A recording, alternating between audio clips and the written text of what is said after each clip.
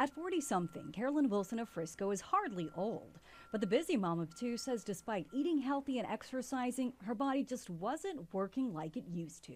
You shouldn't be going to bed at 8:30 and then taking naps throughout the day. And then, when I would go somewhere, I was exhausted. I'd go to the park, I'd come home, and I'm like, I need to sit down. I mean, if that's aging, that's downright depressing.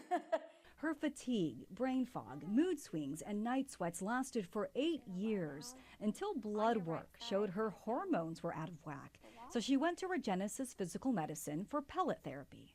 Bioidentical hormone pellets are a form of hormone replacement therapy said to be more natural than the synthetic hormone pills that have been used for decades. Once developed from yams and soy, the pellets are now created in a lab to match the same chemical makeup of the hormones in our body. In this procedure, a medical professional makes a tiny cut on the patient's backside and inserts the pellet customized to that patient's needs. In Carolyn's case, she needed more testosterone. I was so deficient that within a few days I noticed a difference. And the difference that I noticed was that I was able to stay awake and I didn't have to sit down after cleaning my kitchen.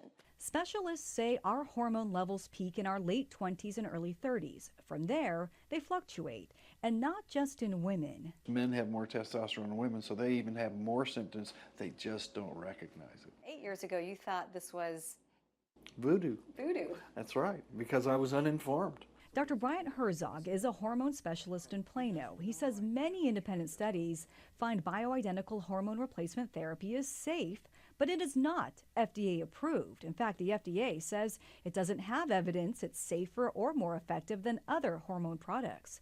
Still, Carolyn says it's changed her life. The best thing is that I'm positive again. I'm happier. And now she feels her age again.